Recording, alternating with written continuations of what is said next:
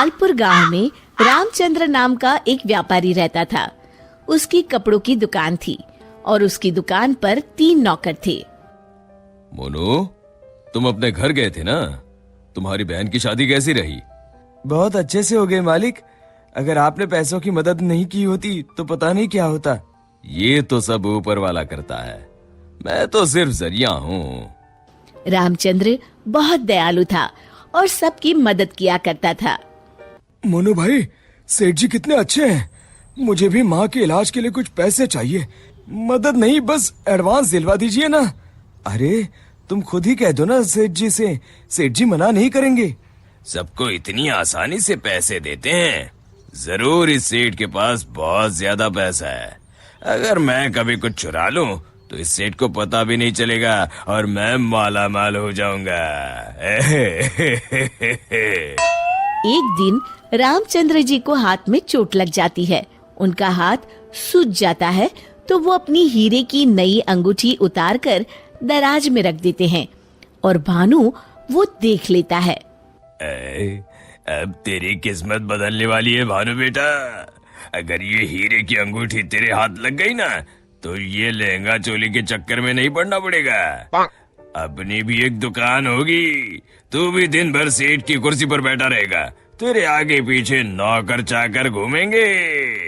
सोचते सोचते भानु सपने देखने लगता है। उसे ये सब दिखाई देने लगता है।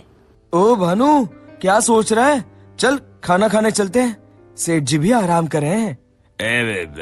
तुम लोग जाओ यार, मेरा मन नहीं है। क्यों? तेरी तबीयत तो ठीक है ना? हाँ भाई, मेरी तबीयत एकदम दुरुस्त है, बस कुछ करने का मन नहीं है। चल ठीक है, हम खाना खा के आते हैं। जैसे ही लोग बाहर जाते हैं, भानु मौका देखकर अंगूठी निकाल लेता है।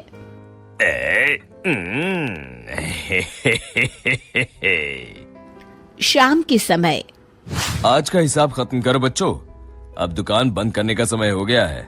जब वे दराज खोलते हैं, अरे ये क्या, मेरी अंगूठी कहाँ गई? मोनू, भानु, भोला, तुम लोगों ने मेरी हीरे की अंगूठी कहीं देखी है क्या? कौन सी अंगूठी मालिक? क्या हुआ मालिक?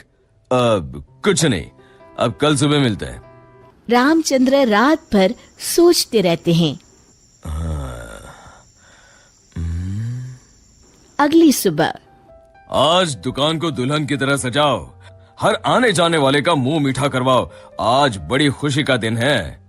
ऐसी क्या बात है सेठ जी?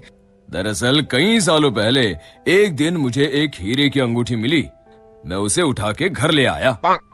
उसी रात मुझे सपने में आकर एक बाबा ने श्राप दिया कि तूने पैसों के लालच में जो अंगूठी उठाई है, अब वही तेरा नुकसान करवाएगी।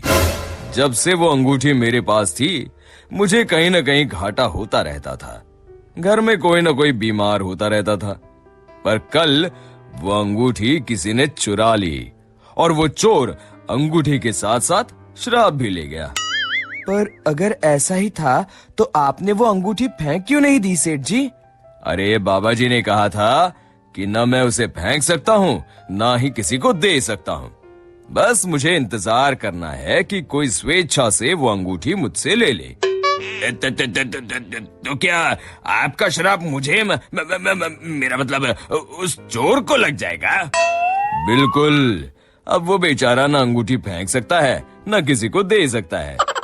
वैसे एक उपाय है। क्या उपाय सेठ जी? अरे तुम्हें क्या करना भानु भैया, अब चोर जाने और उसकी किस्मत। तू चुप कर, मैं तो ऐसे ही जानना चाहता हूँ।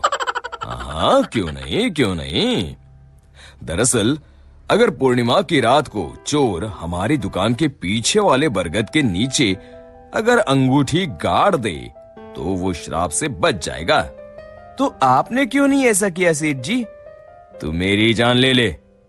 अरे भाई, मुझे ये उपाय अभी पता चला। कल पूर्णिमा है, कल मैं उस अंगूठी को गाड़ने वाला ही था। लो, कर लो बात, अब तो चोर गया काम से।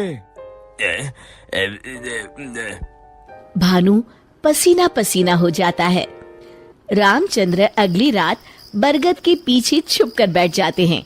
तभी उन्हें एक परछाई आती हुई दिखती है। जैसे ही वो परछाई पेड़ के नजदीक आकर गड्ढा खोदने लगती है, रामचंद्र जी सामने आ जाते हैं।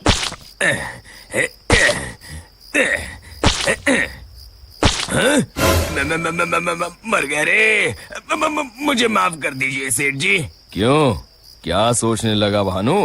माफ कीजिए, मैं हाथ जोड़ता हूँ, आपके पैर पकड़ता हूँ, मुझे माफ कर दीजिए। मुझे इस शराब से मुक्ति चाहिए।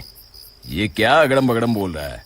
शराब से मुक्ति चाहिए तो प्रायश्चित कर और कसम खा, आज के बाद कभी चोरी नहीं करूंगा। नहीं नहीं नहीं नहीं नहीं करूंगा मालिक, मुझे पुलिस को मत सौंपिएगा, चाहे नौकरी से निकाल दीजिए। मैं कल ही चुपचाप गांव छोड़ के चला जाऊंगा। मैं नया काम देख लूंगा और कभी चोरी नहीं करूंगा। वादा? वादा मालिक, वादा। अरे भाई, अगर तुम वफादारी की कसम खाओगे तो मैं तुम्हें काम छोड़कर कैसे जाने दे सकता हूँ? आप सच में महान है मालिक, आप सच में महान है। महान तो वो ऊपर वाला है। अब चलो काम पर लग जाओ। शिक्षा: अगर किसी को अपनी गलती का एहसास हो जाए तो उसे माफ कर देना चाहिए।